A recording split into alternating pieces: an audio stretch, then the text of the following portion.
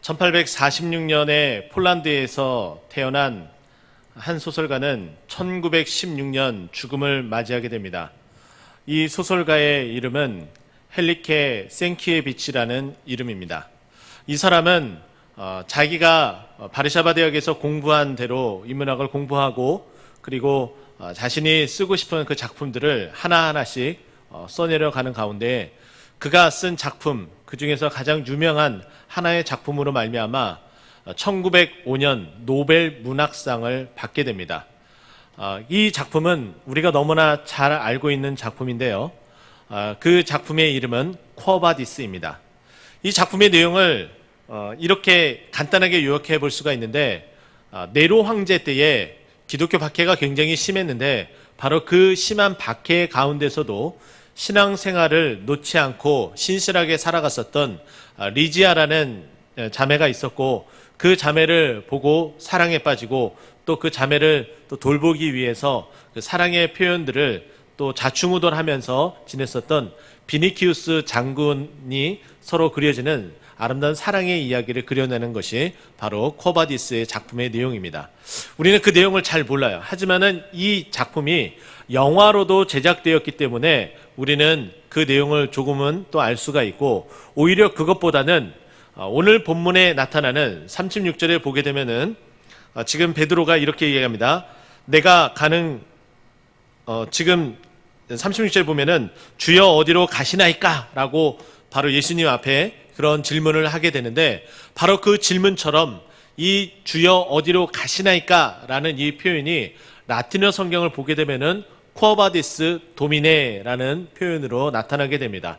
바로 이것처럼 베드로의 이 고백이 어떤 작품이 되어져서 많은 사람들에게 알려진 것이 바로 쿼바디스의 작품입니다. 그러면 오늘 이 베드로가 한 이 고백은 과연 어떤 상황에서 나왔을까요? 바로 주님께서 내가 곧 가게 된다, 그러나 너희는 나를 따라올 수 없다, 그렇게 이야기를 하니까는 베드로가 주여 어디로 가십니까? 나는 어떤 일일지라도 어떠한 길일지라도 예수님, 바로 주님 당신만을 따라가겠습니다. 그 결의에 찬 질문을 한 것이고, 그거에 따른 질문에 대한 답이 또 오늘 본문 속에 나타나고 있습니다. 지금 우리는 코로나 시대를 살고 있습니다. 이 코로나 시대 금방 끝날 것 같았지만은 결코 금방 끝날 것 같지는 않습니다. 그러면 이 코로나 시대에 우리가 가야 할 길은 과연 어디입니까? 코로나가 끝나고 나서 그리고 이제 일상생활로, 보편적인 생활로 다시 돌아왔을 때에 과연 우리가 가야 할 길은 과연 무엇일까요? 그뿐만 아니라 우리가 일생 동안 살아가면서 어떠한 목표점, 어떠한 목적을 향해서 우리가 달려갈지인데, 우리가 그럼 그 가야 할 길은 어디일까요? 오늘 본문을 통해서 저는 여러분과 그 이야기를 하고 싶습니다. 오늘 본문은 요한복음입니다. 이 요한복음은 사복음서에는 속하지만은 공관복음에는 속하지 않습니다. 공관복음은 시간적 그리고 목적적으로 여러 모양 여러 다방면으로 통해서 그 내용의 전개가 아주 비슷하게 써내려가고 있는데, 요한복음은 공관복음에서 제외된 이유 가운데 하나는 바로 자신이 쓰고자 하는 그 목적이 있는데, 그 목적대로 써내려가다 보니까 예수님이 하나님의 아들인 것, 바로 요한복음의 그 쓰여진 목적이 요한복음 20장 31절에 나타나는데요. 오직 이것을 기록함은 너희로 예수께서 하나님의 아들 그리스도이심을 믿게 하려 하며 또 너희로 그 이름을 믿고 영생을 얻게 하려 함이라 라고 말씀합니다. 바로 그것처럼 예수님이 하나님의 아들 그리스도이심을 믿게 하기 위해서 그 그리스도가, 그 하나님의 아들이 과연 어떠한 모습으로 증명되어지는지 소개를 하고 싶은 게 요한복음인데, 그 예수님의 하나님의 아들인 것 그리고 그리스도인 것을 가장 극명하게 나타내는 그 시간이 바로 예수님께서 십자가에 못 박히시기 바로 일주일 전의 행적입니다. 그 행적을 보다 자세하게 기록하고 있는데, 전체 21장으로 되어진 이 요한복음에 바로 예수님의 그 일주일을 요한복음 13장부터 써내려가고 있습니다. 요한복음 13장 1절을 살펴보게 되면은 그 일주일의 시작함에 바로 그 예수님이, 우리 예수님이 어떠한 마음으로 이 일주일을 시작하는지 우리에게 소개를 해줍니다. 유월절 전에 예수께서 자기가 세상을 떠나 아버지께로 돌아가실 때가 이른 줄 알시고 세상에 있는 자기 사람들을 사랑하되 끝까지 사랑하시느니라 라고 말씀합니다. 이제 마지막 일주일이 남았어요. 이제 아버지께로 돌아갈 때가 되었다는 거예요. 그러면 자기 사람들을 이 세상에 남겨뒀는데 이 세상에 있는 자기 사람들을 사랑하되 끝까지 사랑하기 위해서 예수님조차도 그렇게 몸부림을 치고 계시고 있음을 우리에게 말씀합니다. 그러면서 그 첫 번째 시작이 무엇이었냐면은 예수님을 따라다니고 있는 제자들의 발을 씻기는 일이었습니다. 예수님께서 제자들의 발을 씻기려고 하니까는 그것을 극단적으로 막는 한 사람이 있었는데 그것은 바로 예수님의 수제자 베드로였습니다. 오늘 본문에 언급되어진 인물이기도 합니다. 이 베드로가 예수님께서 자신의 발을 씻겨주려고 하니까는 안 됩니다. 제 발을 어떻게 주님께서 씻을 수 있습니까? 이 일은 있을 수가 없는 일입니다. 라고 극구 반대를 합니다. 그러나 왜 씻겨주는지 그 이유를 말하고 나니까 온몸을 다 씻겨달라고까지 말하고 있습니다. 그러나 예수님께서 제자들의 발을 씻기신 이유 가운데 하나는 바로 오늘 본문 속 34절에 나타나는데요. 너희가 서로 사랑해야 되는데 어떻게 사랑해야 되느냐? 내가 너희를 사랑한 것 같이 사랑해야 되기 때문에 내가 너희에게 모범을 먼저 보여준 것이다. 너희의 발을 씻겨주는 것은 세상에서 보게 되면은 종들이 하는 건데 나는 너희를 종처럼 가장 낮은 자리에서 너희를 사랑하고 싶구나. 그리고 그 사랑의 열매를 맺고 싶구나. 라고 말씀하는 행동의 언어로 우리에게 보여주고 있는 겁니다. 바로 이렇게 예수님께서 하시고 나서 제자들 가운데에 누가 자신을 팔지에 대해서도 예견을 하고 그리고 오늘 본문 속으로 들어오게 됩니다. 그래서 오늘 본문 31절 그 시작을 보게 되면은 그가 나간 후에라고 시작을 하는데 바로 여기에 언급된 그라고 지칭되어진 사람은 바로 예수님을 팔 가룟 유다가 밖으로 뛰쳐나간 후에 오늘 이 본문이 시작되고 있습니다. 저는 이 본문을 통해서 우리가 가야 할 길은 과연 무엇인지 세 가지를 놓고 함께 나누고자 합니다. 예수님께서 이렇게 가룟 유다가 나가고 나서 무엇이라고 얘기했냐면은 31절에 보면은 지금 인자가 영광을 받았다라고 이야기하고 하나님도 인자로 말미암아 영광을 받으셨도다라고 과거로서 표현을 하고 있습니다. 여기에 나타나는 예수님이 받은 영광은 무엇일까요? 바로 이 영광은 다른 어떤 것이 아니라 우리를 위해서 피를 흘린 십자가의 영광을 말하고 있습니다. 십자가는 고통이고 아픔이고 슬픔이고 피하고 싶은 것인데 그것을 영광이라고 이야기하고 그리고 또 뒤이어서는 하나님 아버지께서 영광을 받으셨도다 과거로서 표현을 하고 있습니다. 앞으로 진행되어야 될 일인데 과거로서 표현한 것은 반드시 이것을 이루어야만 되고 그리고 반드시 이루어야 될 이 일이 내가 반드시 또 걸어가야 될 일이다. 나는 반드시 십자가를 져야 된다. 왜냐? 너희를 사랑하기 때문이고 너희를 끝까지 사랑하기 위함이고 그리고 너희가 바로 생명을 얻기 위해서 내가 반드시 져야 될 것이 바로 십자가다. 바로 그 영광이다. 라고 이야기를 하고 있습니다. 그리고 나서 예수님께서 너희에게 새 계명을 주겠다라고 이야기를 합니다. 그러면서 제가 좀 전에 말씀드렸던 34절에 있는 그 말씀이 소개를 하고 있는데요. 새 계명을 너희에게 주노니 서로 사랑하라. 내가 너희를 사랑한 것 같이 너희도 서로 사랑하라 라고 말씀하셨습니다. 새 계명을 주신 거예요. 저는 그래서 이 말씀을 통해서 우리가 가야 할 길 첫 번째는 서로 사랑하라라는 이 명령을 지키는 겁니다. 이 말씀을 지켜 행하는 겁니다. 이 말씀을 보게 되면은 서로 사랑하라라는 이 말이 조금은 쉽게 느껴질 수도 있습니다. 그러나 저는 이 부분이 굉장히 어렵다라고 여겨집니다. 우리는 다 감정을 가지고 있습니다. 그 감정은 다른 사람은 중심으로 형성되는 것이 아니라 나 중심으로, 자아 중심으로 형성되는 것이 감정입니다. 나에게 조그만 손해를 끼치거나 아니면 내 감정을 상하게 하거나 내 기분을 나쁘게 했을 때에 상대방에게 끼치는 그런 감정은 결코 사랑의 감정이 있을 수가 없습니다. 적개심이 발생하게 되고요. 그리고 저 사람을 조금은 무안을 줘서라도 더 이상 나에게 그와 같은 행동을 하지 못하게끔 만드는 것이 우리의 모습입니다. 그렇기 때문에 서로 사랑하라라는 것은 참으로 어려운 부분이에요. 쉽지가 않습니다. 내가 나를 사랑하는 사람에게 나도 당신을 사랑합니다라고 표현하는 것은 쉬울 수 있지만은 서로 모든 사람과 그렇게 사랑하며 사는 것은 쉬운 일이 아닙니다. 예수님의 제자들도 바로 그러했기에 우리 예수님께서 바로 그 제자들의 모습을 정확하게 알고 계시기 때문에 오히려 더 이렇게 말씀하고 있다라고 저는 여겨집니다. 마가복음 10장을 살펴보게 되면은 우리에게 이런 이야기를 소개를 하고 있습니다. 세베대의 아들 야고보와 요한이 예수님에게 이렇게 이야기를 합니다. 주님께서 영광의 자리에 앉으실 때에 그 우편과 좌편에 저와 내 동생을 앉을 수 있도록 해 주시옵소서라고 이렇게 이야기를 합니다. 갑작스럽게 이렇게 제안을 하고 말을 하고 있는 세베대의 아들 야고보와 그 요한의 모습을 보고서 나머지 10 제자들이 붕괴를 합니다.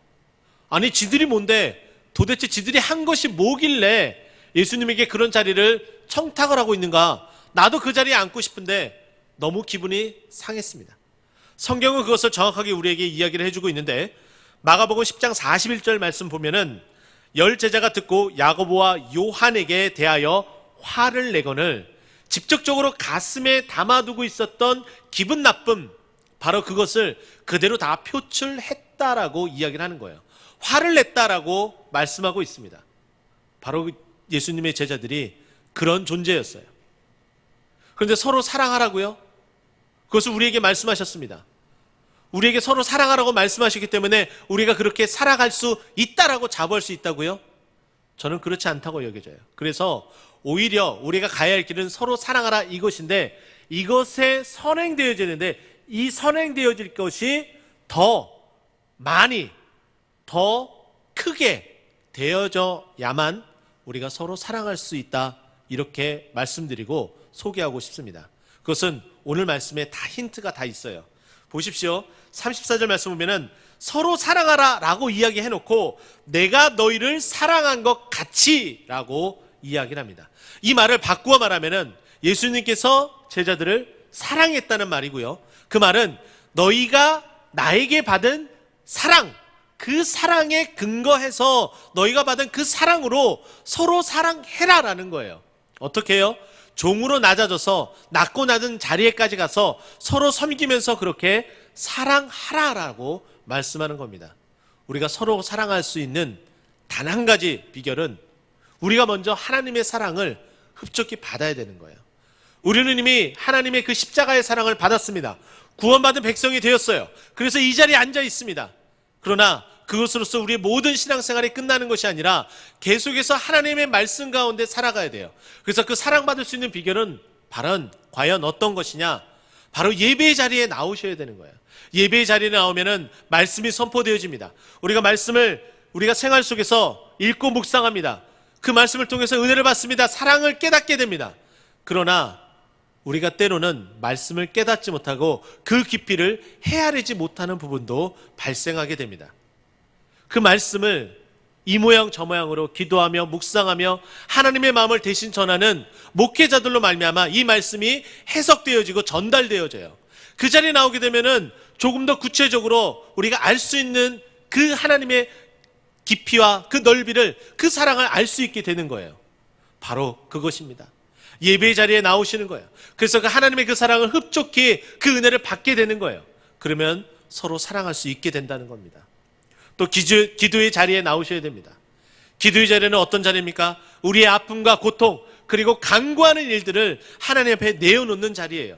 하나님께서는 하나님의 백성을 사랑하시기 때문에 그 간구하는 그 기도 소리를 들어주신다는 거예요.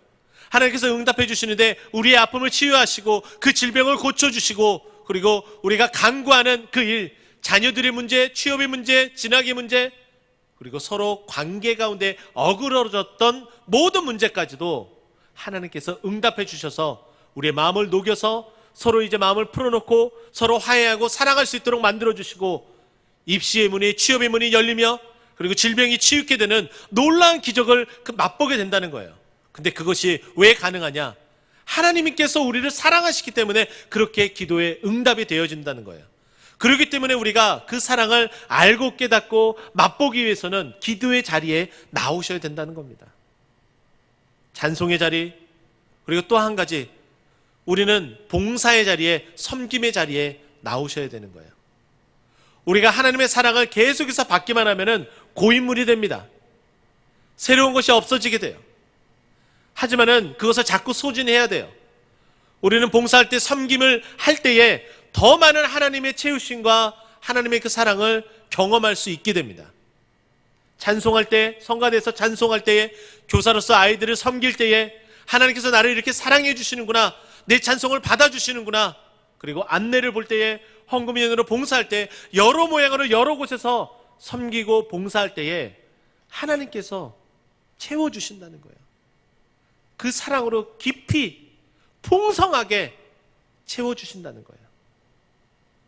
그렇게 되면, 우리가 하나님의 사랑을 알게 되면 우리 자신이 더욱더 낮아지게 되고 겸손해지게 되고, 너희가 서로 사랑할 수 있는 방법, 내가 너희를 사랑한 것 같이 서로 사랑하라 라는 이 말씀, 서로 사랑하라는 그 명령을 따라 지켜 행하는 길, 우리가 그 가야 할 길을 갈 수 있다라고 말씀드립니다. 여러분, 하나님의 사랑의 자리, 바로 그 자리를 사모하며 더욱더 그 자리에 앞장서서 나오는 여러분 되시길 예수 그리스도로 축원드립니다. 다음 주면은 특별 새벽 기도회 있죠? 다 나오시리라고 믿습니다. 두 번째는, 저는 37절 말씀을 통해서 우리가 가야 할 길은 다짐이 아닌 실천입니다 라고 소개하고 싶어요. 지금 보십시오. 주여 어디로 가십니까? 라고 이야기하니까 예수님께서 내가 가는 곳에 내가 지금은 따라올 수 없다, 동일하게 따라올 수 없다라는 말을 두 번씩이나 들으니까는 더 답답한 거예요, 베드로가. 그러고 나서 예수님께서 후에야 따라올 수 있다라고 이야기합니다. 그랬더니 그 말을 듣고 너무나 답답했고 자기는 갈 수 있는데 라고 생각했었던 수제자였던 베드로가 37절에 이렇게 이야기합니다. 베드로가 이르되 주여 내가 지금은 어찌하여 따라갈 수 없나이까? 주를 위하여 내가 목숨을 버리겠나이다 라고 다짐을 합니다. 다짐을 하는 거예요. 주님 무슨 말입니까? 저는 각오가 되어져 있어요. 주님이 가는 그 길이라면 죽음의 길이라도 나는 주저하지 않고 그 길을 가겠습니다라고 이렇게 다짐을 하고 자신의 입으로 선포를 하고 있어요. 그러나 정말 그렇게 갔습니까? 그 다짐대로 했습니까? 아니에요. 그럼 우리를 살펴볼까요?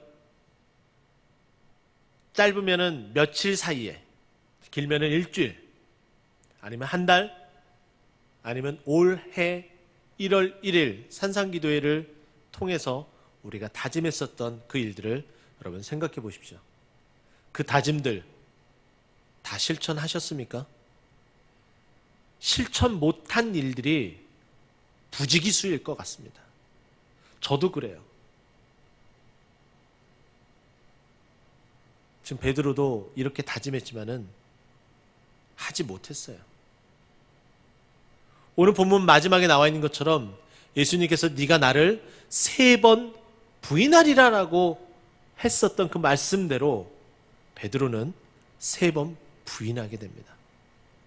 다짐대로 하지 못했습니다. 이게 우리의 모습이고 우리의 현실이에요.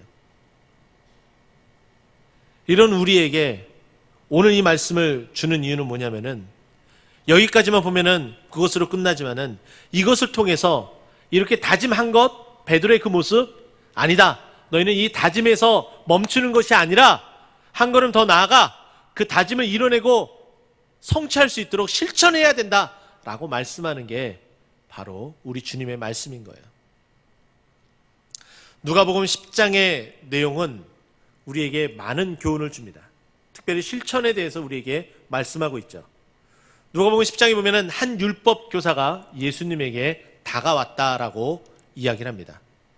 이 율법 교사가 다가와서 예수님에게 이렇게 질문을 해요. 내가 어떻게 해야 영생을 얻을 수 있습니까? 라고 질문을 합니다. 이 질문의 의도를 예수님은 정확하게 알고 계셨어요. 그래서 이 율법 교사에게 예수님께서 뭐라고 그 답을 말하지 않고 반문을 하냐면은 율법에는 뭐라고 적혀져 있느냐라고 되묻습니다. 그 되물음을 받은 율법 교사가 너무나 잘 알고 있기 때문에 청산유수처럼 이렇게 대답을 합니다. 주 너의 하나님을 사랑하고 내 이웃을 내 몸과 같이 사랑하라 하셨습니다. 라고 이렇게 대답을 하죠. 그랬더니 예수님께서 옳도다 라고 이야기하며 거기에 그치는 것이 아니라 한 걸음 더 나아가서 말씀을 합니다. 그 말씀의 내용이 누가복음 10장 28절이에요. 가서 행하라 라고 말씀합니다. 거기에서도 율법교사 네가 알고 있는 것 그것이 전부가 아니라 그것을 내 것으로 만들려면은 가서 행해라 라고 이야기를 하는 거예요. 그러니까 이 율법교사가 다시 한번 예수님에게 질문을 합니다. 그러면 나 행할 수 있어요. 나 행할 수 있는데 그러면 내 이웃을 내 몸과 같이 사랑하라. 나 하나님을 사랑하는 거 분명하니까 내 이웃을 내 몸과 같이 사랑하라 했는데 그러면 내 이웃은 누구입니까? 라는 질문을 합니다. 예수님은 이렇게 진행되어질 과정을 전부 아셨어요. 그래서 이미 준비했을 바로 그 비유를 바로 이 율법 교사에게 말씀하기 시작합니다. 한 강도 만난 자를 이야기를 합니다. 그리고 이 강도 만난 자가 거반 죽게 되었다라고 이야기를 해요. 근데 그 강도 만난 자가 쓰러져서 신음하고 있는 바로 그곳을 지나가는 사람이 있었습니다. 첫 번째 사람은 제사장이었고 두 번째 사람은 레위인이었습니다. 다 하나님을 믿고 따르고 또 하나님을 섬기는 사람들이다라고 지칭되어지는 그런 사람들이에요. 그런데 이들은 거들떠보지도 않고 내가 해야 될 일만 말하면서 그저 유유히 사라집니다. 한 사람이 또 지나갑니다. 그 사람이 바로 사마리아인이었습니다. 사마리아인은 그곳을 지나가며 신음하는 소리를 듣고 그곳에 가서 강도 만난 자를 치유하고 그리고 그를 묵을 수 있는 숙소에 데려다주고 그 숙소 지기에게 내가 돌아올 때까지 잘 돌봐주십시오. 그리고 들어가는 비용을 내가 다 대겠습니다. 라고 이야기를 합니다. 그러면서 예수님께서 이 비유를 다 들어주시고 나서 이 율법교사에게 누가 내 이웃이냐라고 그러면 누가 이 강도 만난 자의 이웃이냐라고 질문을 합니다.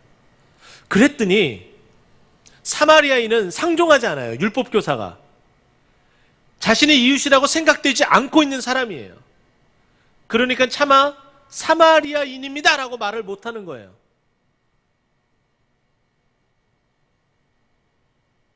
그리고 나서 율법교사의 대답은 도움을 준 사람이다 라고 이야기를 합니다. 그랬더니 예수님께서 더 이상 그 마음을 알기 때문에 묻지 않고 이렇게 이야기합니다. 가서 너도 이와 같이 하라라고 누가복음 10장 37절에 말씀합니다. 첫 번째 이야기했었던 그 대답 가운데에 누가복음 10장 28절과 그리고 후에 비유를 들어서 말씀한 그 후에 10장 30절 동일하게 행하라라는 말씀으로 귀결되고 있어요. 바로 그것이에요. 우리가 아무리 다짐한다 하더라도 그것을 내 것으로 만들지 못하는 것은 실천하지 못할 때 바로 그렇게 됩니다. 하지만 우리가 우리 스스로가 다짐한 것 그것이 크던 작던 간에 하나하나씩 그것을 실천해 나갈 때에 뭐가 되는 거예요? 그것이 내 것이 되는 거예요. 그것이 바로 우리가 걸어가야 될 길이라는 겁니다. 오늘 이 베드로의 고백 그리고 우회적으로 나타난 다짐이 아니라 실천이라는 것을 깨닫고 여러분들이 스스로가 다짐하고 결심한 그 부분들을 실천함으로 우리가 가야 할 길이 그 길임을 알고 실천으로 행하는 저와 여러분 되길 예수 그리스도 이름으로 축원드립니다. 마지막 세 번째는 38절 말씀입니다. 38절 말씀 보면 이렇게 얘기해요. 예수께서 대답하시되 내가 나를 위하여 내 목숨을 버리겠느냐? 내가 진실로 진실로 내게 이르노니 닭 울기 전에 내가 3번 나를 부인하리라. 이 말씀을 보면은 그저 베드로가 3번 부인했구나, 따라오지 못했구나, 그걸로 그냥 귀결되어지고 마는 것 같아요. 그런데 저는 여기 이 말씀을 통해서 우리가 가야 할 길은 다시 십자가의 길로 가야 합니다라고 소개하고 싶어요. 제가 좀 강조점을 둬서 액센트를 좀 넣어서 또박또박 표현한 부분이 있어요. 그것은 뭐냐면은 다시라는 표현이에요. 이 다시라는 표현이 십자가의 길을 더 부각시키고 있습니다. 보십시오.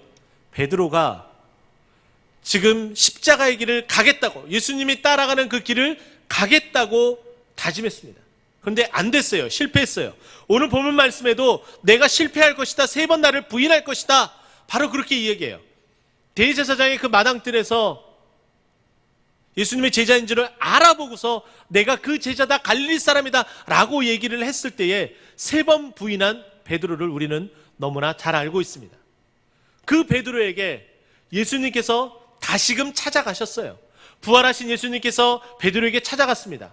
찾아간 베드로는 무엇을 했습니까? 다 실망하고 낭망하고 나는 예수님을 부인한 자이기 때문에 더 이상 나는 아무것도 할 수 없는 존재야. 그런 낭망한 상태에서 어디로 가고 있습니까? 물고기 잡으러 갔어요. 그 물고기 잡으러 간 그 배 위에서 그물을 던지고 있는 그 베드로에게 예수님께서 부활하셔서 그 자리에 나타나셔서 무엇을 하고 있느냐 물어보시면서 다시 관계를 맺고, 그리고 그것을 알아보게 되고 베드로는 바닷물에 풍덩 빠져서 예수님에게 수영하고 다시 예수님에게 다가오는 모습이 요한복음 21장에 나타납니다. 실패한 사람이었어요. 우리도 마찬가지지 않습니까? 인생에서 우리는 성공 가도만 걸어갔습니까? 실패한 일이 너무나 많잖아요. 쓰러진 일들이 너무나 많잖아요. 죽음으로 그것이 귀결되지 않았기 때문에 우리가 다시금 일어나서 또다시 일어나서 이 자리에 앉아 있잖아요. 그것은 뭐예요? 다시 기회를 주신 거예요. 베드로에게 또다시 기회를 주신 거예요. 그 기회를 받은 베드로는 어떻게 했습니까? 발이 닳도록, 입이 마르도록 그 예수님을 증거하며 다녔어요. 심지어는 마지막 박해로 인해서 그가 십자가 처형을 당할 때에 예수님이 죽으신 그 십자가 처형을 나는 그대로 받을 수 없습니다 라고 고백하고 거꾸로 십자가에 달려서 순교를 하게 됩니다. 성공한 사람이 되었어요. 또다시 십자가의 길을 가게 만드셨고 성공하게 만드셨다는 거예요. 우리는 일생토록 예수님을 알고 예수님의 그 사랑을 알고 구원받은 백성으로서 우리는 일평생 예수님이 따라가는 그 발자취를 따라가는 십자가의 길을 가야 되는 믿음의 사람들이에요. 그러나 우리는 자꾸 그 길에서 벗어나요. 실패해요. 근데 또 기회를 주시는 거예요. 그래서 다시라는 표현을 제가 넣었습니다. 이 부인으로 끝나는 오늘 본문 말씀에 다시 기회를 주셨던 그 예수님을 우리는 생각해 보자는 거예요. 다시금 우리에게 기회를 주셨으니 그 기회를 붙들고 하는 우리가 그 십자가의 길을 가겠습니다 라고 고백을 해야 되는 거예요. 그리고 그 고백대로, 그 다짐대로 실천을 해야 되는 거예요. 그 다짐대로 고백대로 실천하기 위해서 하나님의 사랑을 매 예배 때마다, 매 자리 때마다 그 사랑의 은혜를 받으셔야 되는 거예요. 우리가 가야 할 길이 바로 그 길입니다. 2020년 코로나 시대에 우리가 가야 할 길, 코로나가 끝난 이후에 또 우리가 가야 할 길, 그것은 다시 십자가의 길이고 그 다짐한 그 길을 실천하는 일이며, 그리고 그렇게 하기 위해서 하나님의 사랑을 먼저 듬뿍 받고 서로 사랑하는 자로서 살아가야 된다는 것을 기억하고 그 믿음의 발걸음을 옮기는 저와 여러분 되길 예수 그리스도 이름으로 축원드립니다. 기도하겠습니다.